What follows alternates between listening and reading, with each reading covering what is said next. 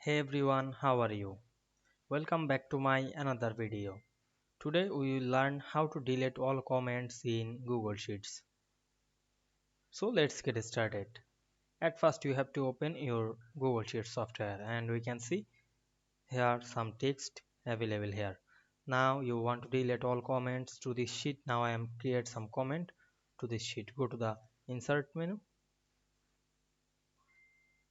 view menu and click this comment option and click show all comment. Then I click this add comment option. Now I am added my comment and click comment option. Then go to the for you option and select another cell and added another comment. Now I am select another and added another comment.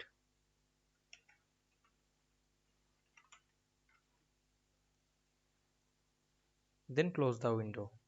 Now you want to remove the all comment or delete the all comment. Click this three dot menu and delete this. Otherwise you can go to the view menu and select the comments option and show the all comments and go to this all comments option. Now I'm click this three dot option and click delete